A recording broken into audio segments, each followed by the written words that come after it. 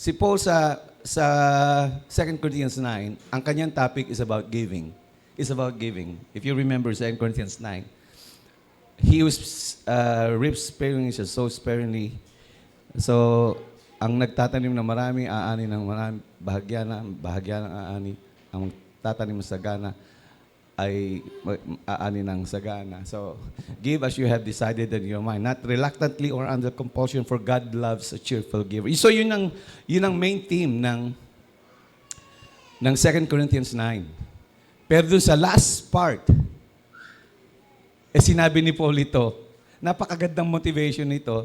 So, sa motivation ng giving, itong sinabi niya, thanks be to God for His indescribable gift. So yung mga gift nyo pala sa Diyos, ang dahilan is this.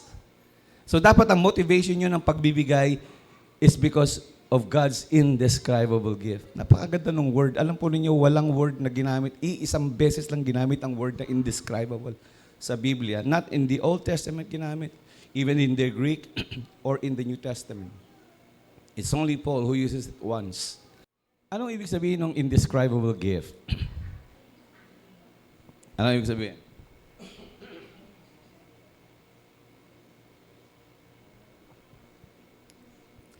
O di ibig sabihin alam po na yun, napakadaming magagandang bagay sa Biblia. Halimbawa, nung nilikha ng Diyos ang langit at ang lupa, ano yon? 7 days. 6 days, nilikha. Ano yung sa'yo? That's amazing. Pero ba't hindi sinabi ni Paul na that's indescribable? Nung niligtas ng Diyos sila Noah dun sa baha, dinestroy niya ang mundo because of their sinfulness. Gumawa ng record na nagpabaha, and Noah was saved and his family. That was unbelievable. Pero that's not indescribable. Nung si Moses, hinati niya yung dagat at naglakad. But that's awesome. Matindi yun, if you could experience that. Pero ba't hindi tinawag yun na indescribable? That's amazing, pero hindi yun indescribable. When David defeated Goliath, explain mo nga kung gaano kaganda yung event na yun. That was unbelievable. Just one stone. Tinawaan dito yung higante, 9 feet tall. Isang bata. Unbelievable. But that's not indescribable. Mukhang hindi ko matatapos no sermon ko. Now, nakatanggap na ba kayo ng gift na indescribable? Alam po niyo sa family namin, merong isang member kami ng family na huwag kang magsasabi kahit na ano. Ngayon sinabi ko na. Kasi oras na nagsabi ka, palagi niyang tinatanong, anong gusto mong gift sa birthday mo? Tanong ng tanong sa akin yan. Nung nakaraang linggo lang, Dad, anong gusto mong gift sa Christmas? Ayoko na magsabi, ay wala. Wala. Kasi oras na sinabi mo, gagawa siya ng paraan. And bibigay niya yung napaka-exciting na gift para sa'yo. Yung mga gift niya, magaling mag-isip to kung ano ang gagawin niyang gift. Pero still, kahit kaano kaganda mag-gift, hindi pa rin siya considered as indescribable. Have you ever received a gift so special, so unexpected, that you couldn't even describe it?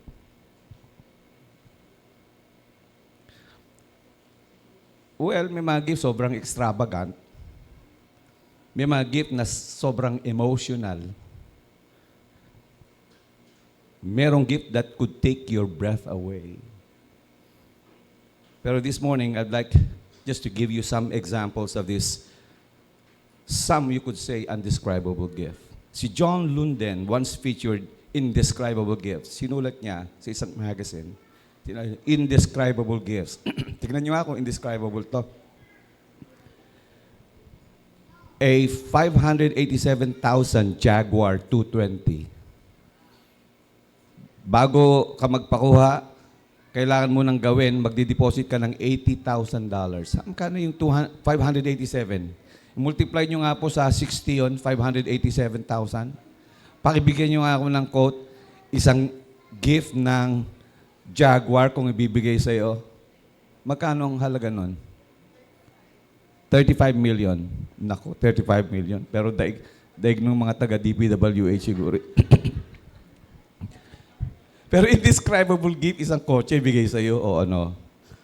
O ngayon, meron kang $587,000 na Jaguar, kailangan mong car wax. Merong siyang nilagay na kasamang car wax. 3,400, isang latang maliit na car wax. $3,400. Grabe naman nun. Now, dun sa mga ayaw ng kotse at gusto mong bumili ng toilet seat, o yung ano tawag doon? Inidoro. Meron sa market worth 300,000 na gold and silver toilet seat with precious stones. 300,000 times 60, that's more than 18 million ang halaga. Inidoro, uupo ka, inidoro lang. Silver and gold with precious stones, 300,000. Grabe. O kaya sa mga mahihilig maglaro ng frisbee, may for sale doon, $18,000 na frisbee. $10,000 na yo-yo. $12,000 na mousetrap at $27,000 na sunglasses. Or kung meron kang isang maliit na bata, may pinagbibili pacifier, $28,000. Pacifier. They're crazy. So sometimes talaga, pagka yung describe. But here, Paul tries to describe something that God has given. But he cannot. And it was given to you. And to me, greater than all those things na hindi kayang describe.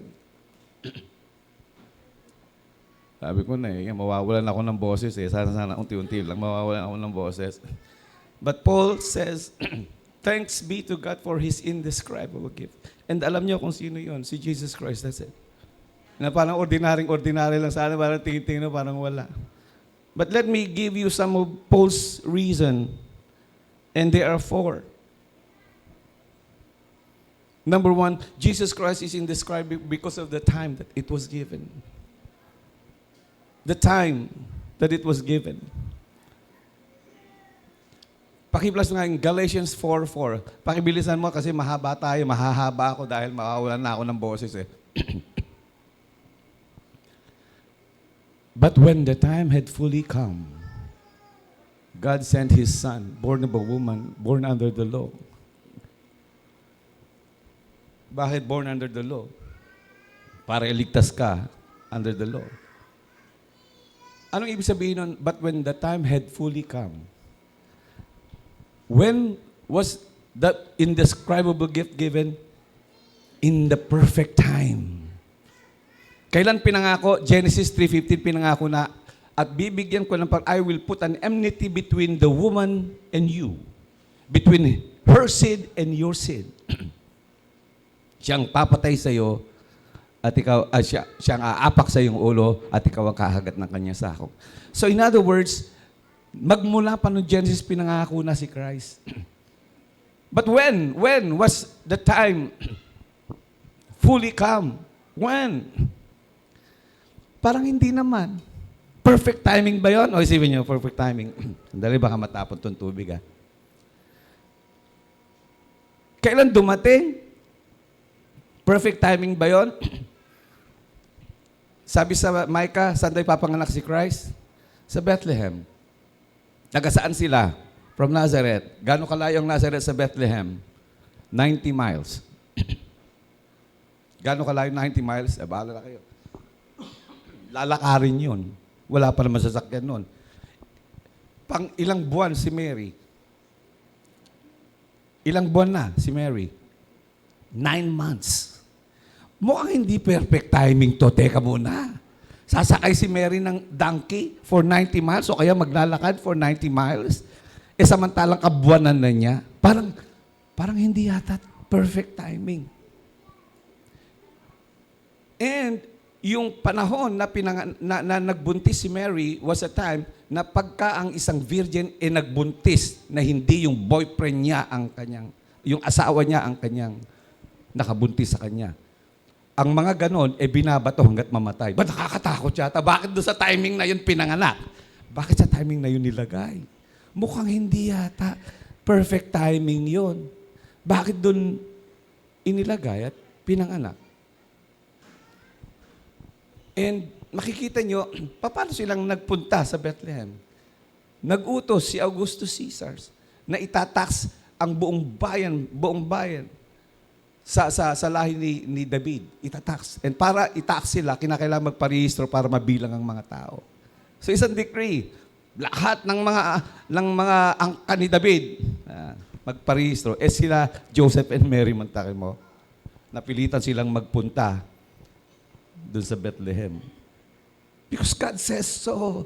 Plano niya yon. Kahit sa palagay mo hindi timing. And kanya rin hindi timing, sapagkat wala na silang matuluyan.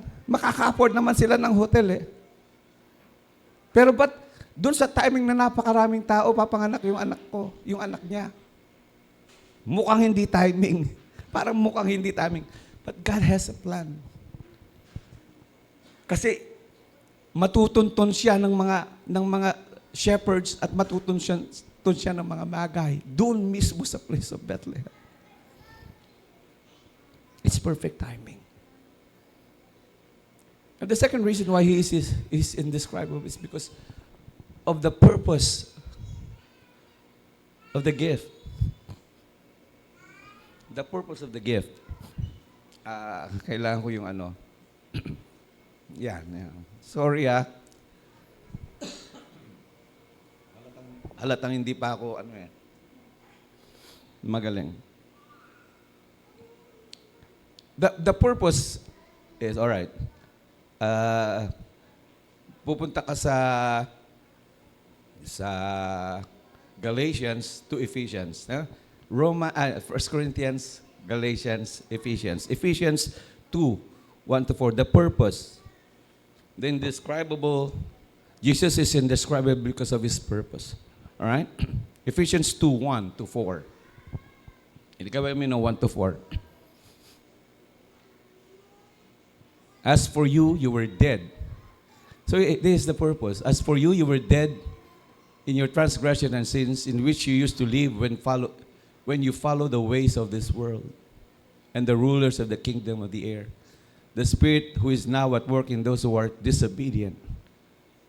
All of us also lived among them at one time, gratifying the cravings of our sinful nature and following its desires and thought. Like the rest, we were by nature objects of wrath.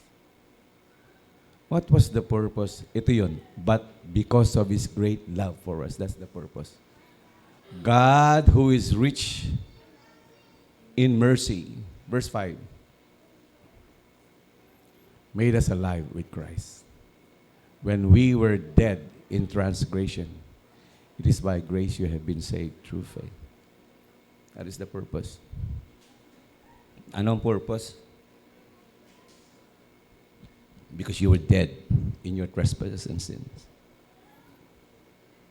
Walang, sabi sa Romans 3, walang mabuti, walang mabuti kahit isa, wala. Ikaw masama. Tayo lahat masama, nagkasala. We are sons of disobedience. We are the sons of wrath. But Christ sent His Son. And that is grace. That is the very purpose. Alam po niyo, minsan, kayo pag nagbibigay ng regalo, Sometimes, pag nagbibigay kayo ng regalo, kasi binigyan din kayo ng regalo. Di ba ganon? Ba't ko bibigyan ng regalo yung buwisit na yun, hindi man lang marunong magbigay? O kaya, yung mga hindi marunong magpasalamat, yung bigay ka ng bigay, hindi ka man lang naka-receive ng thank you maliit. Buwisit na yun. Bakit yung bibigyan hindi marunong magpasalamat yun? Ikaw yung nagbibigay dahil pamilya. Kung hindi mo siya marunong, dahil kasi pamilya mo siya, wala kang magagawa kahit mas maugat, di ba? Kahit pamilya mo. Itong anak ko, kahit buwisit ito, bigyan ko nga ng regalo kahit ano. And those are the things. Yung pagbibigay ng regalo, hindi basta binibigay yon. Pero ang Diyos iba. When He gave Jesus Christ, man, we were rebels. We were sons of disobedience. We were useless. We were worthless. We were enemies of God. But because of His grace, He gave this undescribable gift to you and to me. Kahit hindi tayo karapat-dapat. Pure grace means undeserved. It means unearned. It means freely given. Romans 5 says, datapwat pinagtagubili ng Diyos ang kanyang pag-ibig sa atin. Kailan pinagtagubili ng Diyos? Kailan pinakita ng Diyos ang pag-ibig niya sa iyo? Nang tayo'y mga makasalanan pa. Nang tayo'y mga walang modo, walang worth, walang... He just gave. It's a great purpose. It's indescribable. Kanya hindi kayang ipaliwanag ni Paul ito. Kasi sabi niya, ako ang pinaka-worst sa lahat ng sinners. And yet God gave me this indescribable gift. And the third reason why it is indescribable is because yung pagkakabalot. Alam po ninyo, magaling tayo magbalot ng gift. Gusto natin yung pinakamaganda. Yung iba sa inyo, you will try to, ano bang paboritong kulay nung gusto niya? So, irarap niya sa paboritong, ano bang magandang attraction sa But when God gave the describable gift, it is so wrapped in something na hindi mo akalain. Let's see kung paano binalot si Christ, okay? Philippians 2:5-8. Look at this. It was so indescribable because of how it was presented and how it was wrapped. And sabi, your attitude should be the same as that of Christ Jesus, who being in the very nature of God, did not consider equality with God something to be grasped, but made himself nothing, taking the very nature of a servant, being made in human likeness. And being found in the appearance as a man, he humbled himself and became obedient to death, even death on the cross. Nasaan niyo daw siyang Diyos? Pero hinubad niya ang pagka-Diyos. And he wrapped himself in the likeness of man. Grabe, iniwan niya yung pagka-Diyos.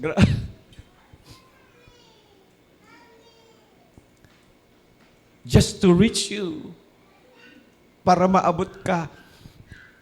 Natikman niya yung natikman mo, naranasan niya yung naranasan mo. Nagkaroon siya ng every experience of man. Ito nga yung mystery na napakadami. He is not God in the likeness of man. No. He is not man in the likeness of God. But the very, very description sa pagkakaroon, He is the God-man. That's the word. True God and true man. Perfect God and perfect man. But wrapped in the human form. Alam niyo, iniisip ko, bakit kaya hindi na lang nagpadala ang Diyos ng ano? Meron ako dito sinulat eh. Nakalagay dito eh. Sabi niya, if He appeared in His full glory, just imagine din, ang Diyos lumabas in His full glory, gano'ng katindi yun? Eh doon nga sa Isaiah, halos hindi na alam ng mga taong gagawin nung lumabas ng full glory niya, nung yung temple i-blessed. People will be terrified. Oh, you will be terrified.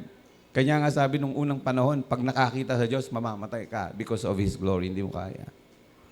If He appeared with the thunder from heaven, mga kidlatsan, you might hide in fear. Lumabas ang Diyos, kasama yung mga lahat ng lightning and thunder.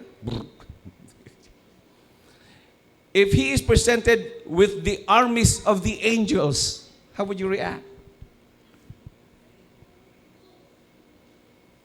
You will be overwhelmed. Napakatindi, nakakara, hindi mo na. Pero He appeared in the small child. Is a small baby. Grabe, it was presented as a baby, wrapped in swaddling clothes, lying in the manger. Baby doesn't care anyone. Hindi ka matatakot sa baby. Gusto mo pa nga yung baby. Hawakan. Di ba? Mga ibang magulang, ayaw ipahawak sa'yo. Ikaw pilit-pilit kang hawak. Kanya mga magulang, hindi mo basta papakisan yan. Gusto mong kisan pero hindi ka pa. Gusto mong halikan. Kahit sa paa, sa kamay, kahit... Babies invite you to come close. To hold, to touch, and to love. It is indescribable how He was presented. Wrapped in swaddling clothes. And here's the fourth. His worth. The worth of the indescribable gift. Alright? Gusto ko ipakita sa inyo ito. Kung gaano ang worth. How much ba yung worth ng gift? Now, before I do that, bibigyan ko muna kayo ng isang illustration. Dumating sa buhay ni... Saan ba yung isa kong... No, alright. Sa buhay ni Solomon, si Solomon, nang maging hari, before magiging hari siya, kinausap siya ng Diyos, sabing, Solomon, I will granting you one thing. Ask me one thing. Ask me anything, and I will give you. O, Diyos na yun, ha? Halimbawa, talong sa'yo yun. May, or Sid, humingi ka sa akin kahit ano. Bibigay ko sa'yo. Anong hihingin mo? Anong magandang hingin?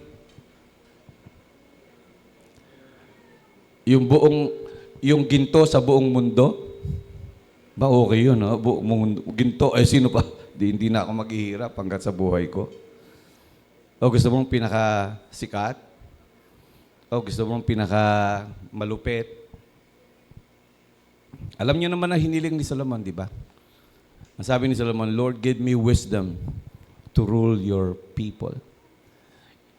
Discernment to determine what is right and what is wrong. Anong hiniling niya? Wealth, glory, wisdom. Ang pinili niya, wisdom. Grabe. Alam niyo, sobrang tuwa ng Diyos, natuwa naman ng Diyos sa kanya. Sabi niyo, I was so glad na yun ang hiniling mo. Hindi mo nilang katanyagan, hindi mo kiniling ang kayamanan, hindi mo ring hiniling mo. Lipulin ko mga kaaway mo. Siguro maganda yun, Magandang kahilingan din yun, Panginoon, lipulin mo lahat ng kaaway mo. Yung katabi mo sa upuan, namatay agad.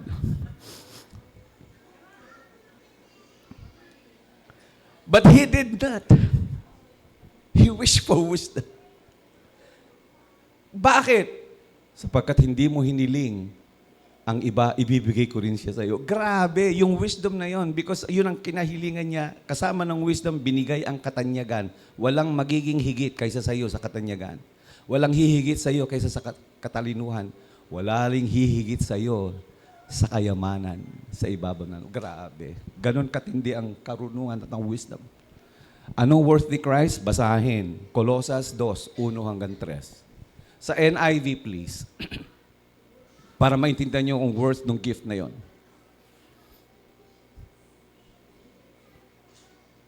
Sabi ni Paul, ito yung worth ng indescribable gift. Colossians 2, 1-3 says something like this. Colossians, I want you to know how much I'm struggling for you and for those at Laodicea and for all who have not met me personally. My purpose is that they may be encouraged in heart and united in love, so that they may have the full what? Riches of complete understanding, in order that they may know the mystery of God. Namely, sino?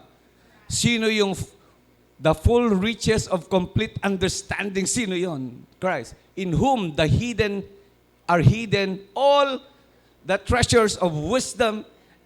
Grabe. Kung kayo, makakahiling ng isa itong gusto mong hilingin, si Christ. But He has all the hidden treasure of wisdom and understanding. That's His house work.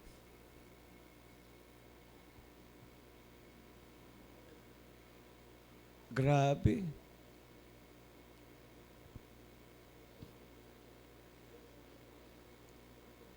Sa atin, ipinanganak ang isang bata, sabi sa Isaiah 9:6. Sa atin ay binigay ang isang anak na lalaki. He was given, a son is given.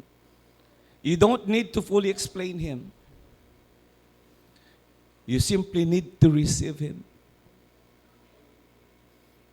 Hindi mo na nga hiningi eh. Binibigay na nga sa iyo eh. Pero sa tingin mo parang hindi ordinary to. Because it was given at the perfect timing. It was given for a perfect purpose. It is wrapped in the most beautiful thing ever. And it's worth all the treasures, all the riches that you can desire of in wisdom and knowledge. Meron nga isang song sabi ko nga sana kila Arjun, kantahin nyo nga ito, yung kanta. Kanya lang, hindi daw nila kaya Siguro na, sabi doon You are beautiful beyond description, so marvelous for words, so wonderful for comprehension. Nothing else will seen or heard. You can rise infinite wisdom. You can fathom. Who can fathom the depth of your love? Anong pamagat nun? I stand in awe of you. I stand in awe of you. Can we read 2 Corinthians 9:15 together? As we close. 2 Corinthians 9:15. Bibila ko 1, 2, 3. Alright? Ready? 1, 2, 3.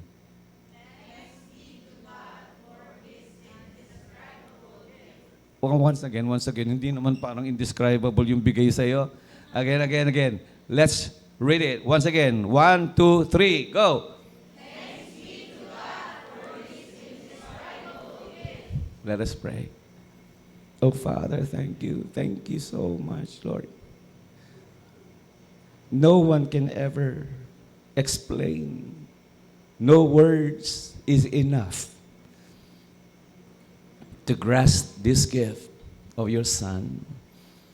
We honor you, Lord. We honor you so much, and we thank you for your love.